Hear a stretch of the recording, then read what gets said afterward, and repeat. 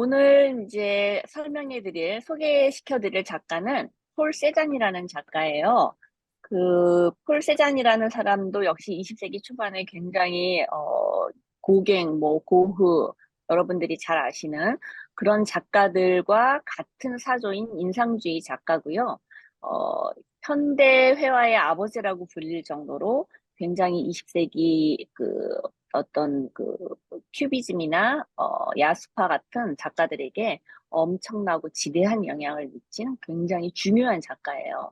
그래서 이 세잔의 작품도 모네나 마네나 드가 피사로 이런 아주 유명한 인상주의 화가들처럼 큰 미술관에는 몇 점씩은 반드시 소장되어 있는 그런 작가이기 때문에 여러분들께서 좀 알고 가시면 좋을 것 같아서 이 작품을 선택을 했습니다. 그럼 이제 슬라이드로 바로 들어갈까요? 선생님 슬라이드 켜주시겠어요?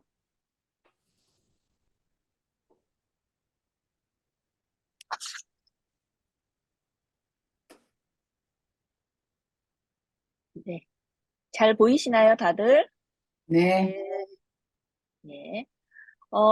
원래 제가 항상 작가들 소개를 시켜드릴 때는 세잔의 사진, 그러니까 얼굴, 작가들의 그 얼굴 사진하고 이제 슬라이드를 보여드리는 첫 번째 장면에, 이번에는 제가 컴퓨터가 조금 이상이 생겨가지고 이게 업로드가 잘 안 되더라고요. 그래서 일단 그것은 생략하고 인터넷 치셔서 폴 세잔을 치시면 많이 나오기 때문에, 그분의 얼굴을 한번 궁금하신 분들은 찾아보시면 좋을 것 같아요. 이 첫 번째 작품은, 설명 들어가기 전에 이제 세잔에 대해서 잠깐 설명을 해드릴게요. 이제 폴 세잔은 1839년에 태어나서 1906년도에 사망을 하는데요. 프랑스 액상 프로방스에서 굉장히 부유한 은행가의 사생아로 태어나요.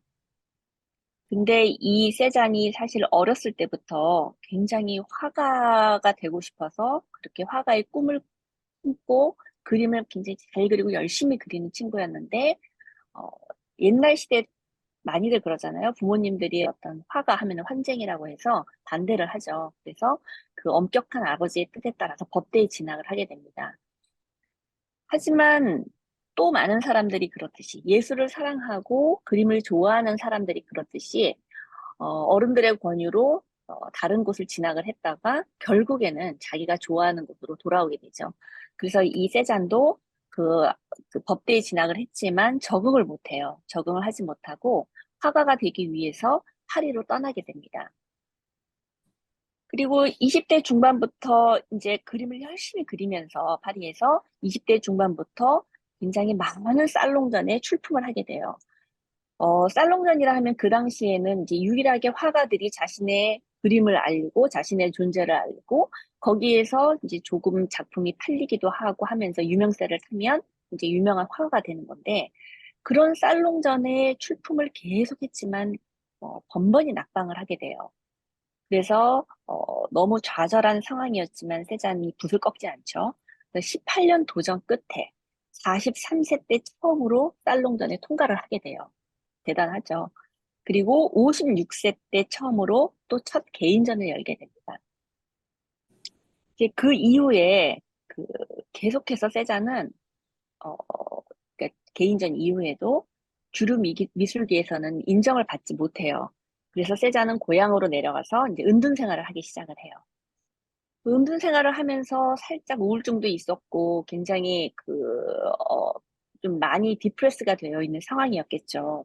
수많은 살롱전에서도 인정을 받지 못하고 그 화단에서 어떤 비주류가 되었기 때문에 굉장히 좌절도 많이 하고 했지만 그림을 너무 사랑했기 때문에 오롯이 이 시간을 그림에 전념을 하게 돼요. 그래서 자신만의 독자적인 예술 세계를 구축을 하게 되죠. 이제 이 시기에 뒤에 설명을 해드리겠지만 굉장히 지금 그림에서도 보이시는 그 사과죠. 사과에 굉장히 집착을 하게 돼요. 아버지가 돌아가시고 난 다음에 그 굉장히 많은 유산을 남겨주세요. 그래서 그 덕분에 많은 화가들이 사실 그 당시에 가난하고 물감 살 돈도 없어서 굉장히 궁핍하게 생활을 했던 그 당시의 화가들에 비해서 사실 세자는 넉넉한 그 유산을 많이 받았기 때문에 넉넉한 돈이 있어서 그 그림에만 전념하는 것이 가능했어요. 그래서 오롯이 이제 그림에만 이제 전념을 하게 됩니다. 세잔은 사과 하나로 내가 파리를 놀라게 하겠다라는 이제 말을 합니다. 그리고 무려 40여 년 동안의 사과를 그려요. 그리고 진짜 그의 말처럼 사과 하나로 어떤 미술사의 획을 긋게 돼요. 근데 도대체 우리 주변에서 흔히 볼 수 있는 이 평범한 사과가 현대 미술의 아버지라고 불릴 만큼 어떻게 그를 위대하게 만들었을까라는 의문을 가질 수 있겠죠.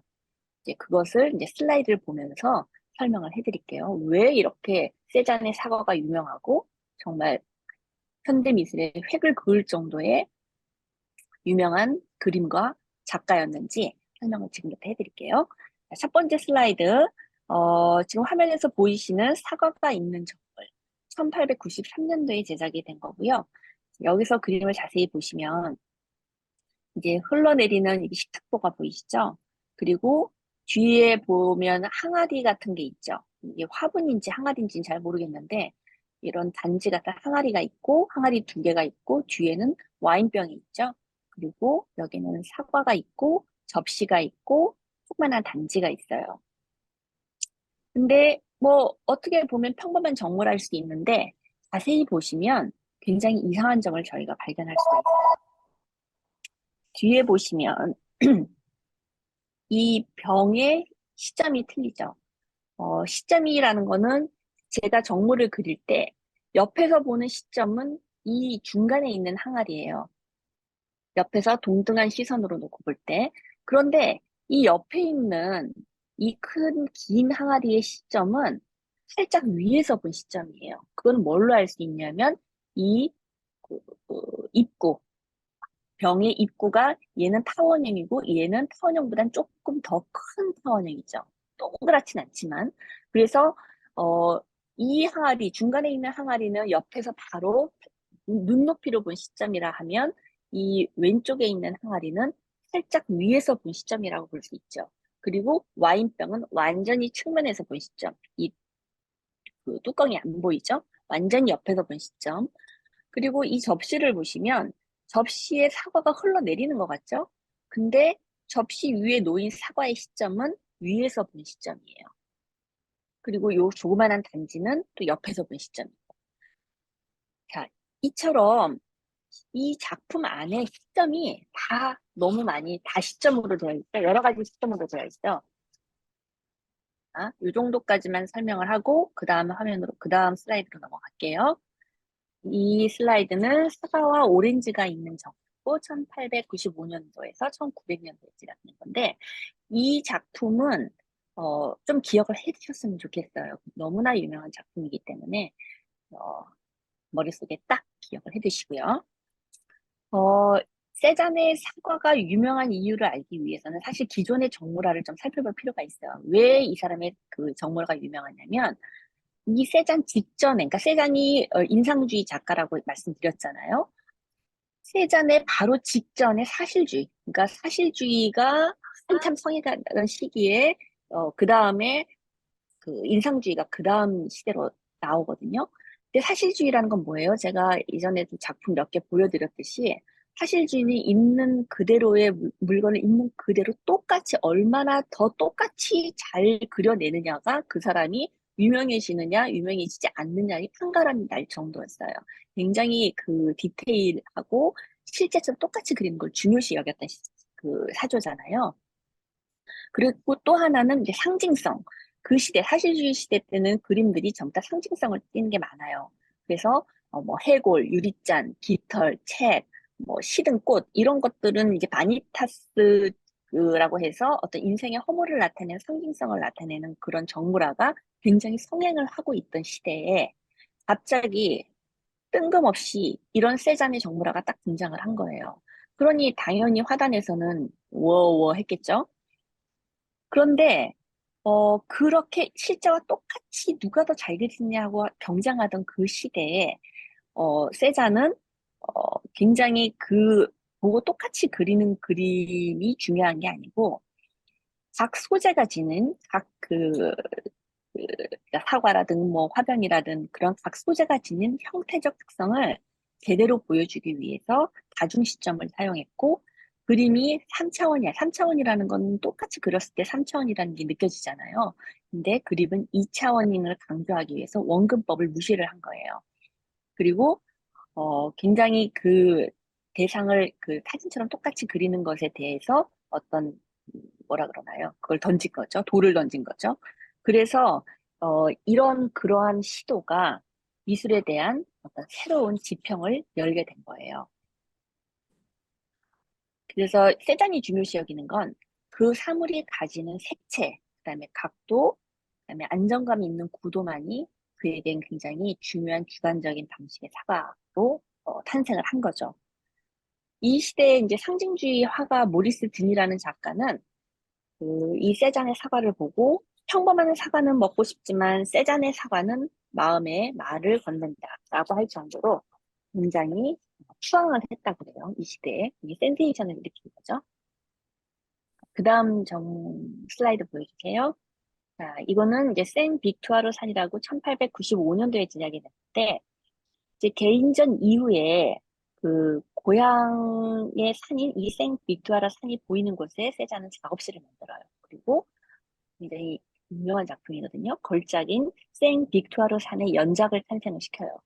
그 옛날에 제가 말씀드렸듯이 그 연작을 이 당시 화가들은 연작으로 성공한 화가들이 많죠. 꽤 많죠. 네, 이래서 세자는 생 빅투아르 산의 연작으로 굉장히 유명해지기 시작을 합니다. 왜 유명해지냐면 세잔이 이 풍경화를 이것도 역시 마찬가지죠. 똑같은 풍경화를 아름답게 그린 풍경화가 아니고 굉장히 그 정물화에서도 마찬가지로 견고함이 느껴지죠. 대상을 굉장히 많이 관찰을 하고 그 대상의 본질을 찾아내려고 많이 노력을 했어요. 그래서 세잔의 그림들을 보면 이게 그 당시 인상주의 화가들은 이제 그 빛에 의해서 시시각각 변하는 그런 순간들을 포착해서 굉장히 이렇게 막 경계선이 흐릿흐릿한 모네 그림도 그렇고 뭐 르누아르 그림도 그렇고 굉장히 경계선이 없고 어떤 느낌을 중요시 여겼다면 이 세잔 같은 인상주의였지만 그 대상 그렇게 보이는 대상은 본질이 아니라고 생각을 했던 거예요. 그래서 굉장히 하나하나 단단하고 그 이 너머에 보이는 그것들을 추구하고자 굉장히 연구와 관찰을 많이 한 사람이에요. 그래서 이 그 풍경화를 그리면서 이 사람은 나는 자연에서 원통, 구, 원추를 봅니다라고 말한 되게 유명한 말이 있어요. 그러니까 모든 대상을 원통, 구, 원추라는 어떤 도형의 개념으로 보고 본질을 추구하려고 했던 거예요. 제가 이제 아이들을 가르치면서 또는 뭐 성인을 가르치면서 늘 이제 드리는 말씀 중에 하나가 뭐 풍경하든지 정물하든지 볼 때 모든 걸 도형으로 먼저 보라고 얘기를 하거든요. 이제 그게 같은 의미 맥락인 거죠. 왜냐하면 아무리 복잡한 것도 진짜 세잔이 말한 것처럼 구나 육면체나 그런 도형으로 그거를 바꿔서 보기 시작을 하면 복잡한 것도 얼마든지 그려낼 수가 있어요. 그래서 정말 저도 영향을 받은 거죠. 어떻게 보면 이 세잔 그 20세기 초반의 세잔에게 그래서 이 세잔은 후에 마티스, 피카소, 어떤 브라카와 같은 거장들에게 엄청난 영향을 주면서 추상 미술에게, 그러니까 이 사람이 유명한 이유는 그거예요. 그렇게 정말 우리가 흔히 아는 피카소 같은 아주 유명한 작가들의 영향을 엄청나게 준 거예요. 그 피카소가 직접 본인의 입으로 그렇게 얘기를 해요. 자, 그러면 그 다음 슬라이드 한번 보여주세요. 아, 아, 예, 이것도 생도 빅투아를 한 번 더 보시라고 한 거고, 그 다음 슬라이드요. 자, 이것은 이제 목욕하는 사람들이라는 1898년에서 1905년경에 제작된 작품이고요. 이게 세잔의 마지막 연작이에요. 목욕하는 그 사람들에 대한 연작을 많이 했는데, 남자 따로 여자 따로 했대요. 근데 이거는 이제 여자 버전이라고 하네요. 이 작품을 보여드린 이유는 이제, 어, 아까 말씀드린 피카소. 피카소 여러분은 피카소는 다 아시잖아요. 그죠? 큐비즘의 선구자고 굉장히 그 가시점을 이용했죠. 정면, 측면, 뭐 윗면 그거를 한 화면에 다 집어넣는 사람이죠. 그 각도, 다 각도의 시점을 세잔에게 영향을 받았는데, 이 목욕 푸는 사람들의 영향을 받아서 제작된 작품, 그 모티브를 따서, 그러니까 이 피카소가, 어, 이 작품을 보고 나서 너무나 큰 충격을 받고, 이 모티브를 따라서 제작한 작품이 있어요. 그 다음 작품 보여주세요. 예. 이건 많이들 아실 거예요. 피카소의 아비뇽의 처녀들 너무나 유명한 작품이기도 하죠. 1907년도에 제작된 작품인데 이때 피카소가 아까 보여드린 그 모욕하는 사람들의 세잔의 작품을 보고 충격을 받아서 이 작품을 제작했다고 해요. 그래서 이것만 봐도 얼마나 큰 영향을 미쳤는지 알 수 있죠. 그래서 세잔이 현대미술의 아버지다라고 불리는 이유이기도 합니다. 1906년도에 그 세자는 야외에서 그림을 그리다가 소나비를 흠뻑 맞고 폐렴에 걸려서 사망을 하게 돼요. 죽을 때까지 붓을 놓지 않은 정말 저희가 존경할 수밖에 없는 화가인 셈이죠. 네, 그 다음 슬라이드 보여주세요. 자, 이제 제가 등장했습니다. 미국에서 와, 어, 위, 위티어 갤러리라는 이제 LA에 있는 갤러리인데요. 그 위티어 갤러리라는 곳이 조지아 오키프라는 굉장히 그 여성 화가가 있어요. 그 꽃을 굉장히 크게 확대를 해서 그린 그런 조지아 오키프라는 화가가 있는데 그 화가의 여동생도 화가였어요. 근데 그 여동생 화가의 이름은 이제 그 이다 오키프라고 하는데 그 여동생이 그림을 작업을 계속하고 그 살기도 했고 그런 곳을 갤러리로 기증을 했다고 해요. 죽으면서. 그래서 이 갤러리, 제가 했던 그 갤러리가, 좀 유서가 깊은 갤러리더라고요. 굉장히 좋은 경험을 했고 힘은 들었지만, 작품들이 이제 아주 완전 소품이 아닌 것도 있었기 때문에 사실 이동하는 과정에서 굉장히 좀 많이 힘들었어요. 근데, 그래도 되게 보람되고 즐거웠던 그런 시간이었어요. 예, 다음이요. 작품은 총 6작품을 출품을 했고, 이제 왼쪽, 오른쪽 보면 동그란 것과 네모난 건 좀 큰 작품이고요. 오른쪽에 걸려 있는 거는 조그만한 작품 2개를 이은 거예요. 그러니까, 이 보시면은 여기에 있는 이제 제가 주로, 어, 그 모티브나 메비우스 에티인데, 요 스트립이 이렇게 연결이 돼요. 근데 이게 다른 작품인 건데, 이거 연결을 시킨 작품인 거예요. 예, 그 다음이요. 이건 이제 큰 작품 좀 확대해서 보여드리고 싶어서 이건 하나 준비를 했고요. 그러니까 메비우스의 띠가 서로 연결이 되면서 이게 원래 전시가 5인전이었거든요. 5명이 하는 전시인데 원래 그렇게 그룹전을 할 때는 씬이 있어요. 근데 그 씬이 여름의 향기였어요. 그래서 사실은 메비우스의 띠를 여름의 향기에 맞춰서 제작을 한 작품이에요. 그 다음이요.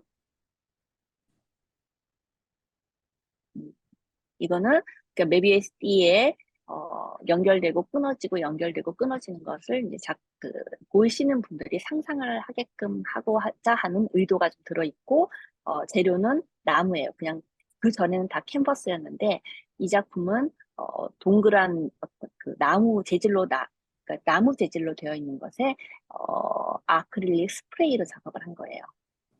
그 다음에요. 아까 말씀드린 거 지금 이 연결되어 있는 것처럼 보이지만 두 가지가 하나 작품으로 하나 연결해서 만든 거고요. 그 다음에요. 이 작품도 위아래가 다른 작품이지만 서로 이 스트립이 연결되어 있게 여기 보이시죠? 이렇게 연결되어 있고 이렇게 연결되어 있으면서 하나의 그냥 우주 안에서 계속 순환하는 듯한 그런 느낌을 표현하고 싶었어요.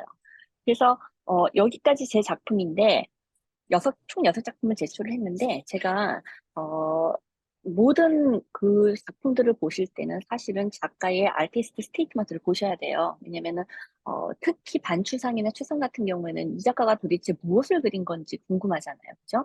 뭐, 정물화라든가 풍경화라든가, 뭐, 이렇게 예쁜 그림 같은 경우에는 뭐, 굳이 그렇게 느낌으로 그냥 감상을 하시면 되는데, 그 아트에도 여러 종류가 있거든요. 그렇게 아름다움을 표현하기 위한 작가들도 있고 어떤 컨셉 아트라 그래서 내가 작가가 그냥 어떤 개념을 가지고 이것을 보는 어떤 그 감상자들과 함께 공유하고 싶어서 공감하고 싶어서 그려내는 작품도 있고 어떤 사회적인 이슈를 다루는 작품들도 있고요. 그러니까 굉장히 그 다양한 아트의 그 분야가 있어요. 근데 이제 저 같은 경우에는 약간 반추상이죠. 완전히 추상도 아니고 완전히 구상도 아니기 때문에 반추상이지만 어, 뭘 그린 건지 모르시는 분들을 위해서 제가 거기에 실제로 저희 전시할 때 옆에 붙어 있던 스테이트먼트예요. 아티스트 스테이트먼트를 잠깐 읽어드리고 끝낼게요. 자, 일단 메비우스의 띠를 모티브로 삼았지만 그 사실 작품의 제목은 다 틀렸어요. 이제 그거는 굳이 음, 설명해 드릴 필요 없을 것 같고 제 작업 노트를 설명을 해드릴게요. 나는 지구의 환경 문제가 심각해지면서 그 어떤 것도 인간과 공존해야 한다는 결론에 이르렀고 이 세상은 내부와 외부가 서로 의존하며 끊임없이 순환하는 하나의 거대한 메비우스의 띠와 같다는 생각이 들었다. 그 이후 공존은 나의 작업 방향의 개념이 되었고, 메비우스의 띠는 중요한 모티브가 되었다. 비록 우리의 삶이 헤어나올 수 없이 반복적으로 맴도는 메비우스의 띠와 같을지라도, 인간의 선한 의지로 새로운 가능성을 추구하며 향기로운 연결고리를 함께 만들며 확장할 수 있을 것이라는 믿음이 내 작업의 근간이다. 네, 이것으로 오늘 슬라이드는 모두 마치겠습니다.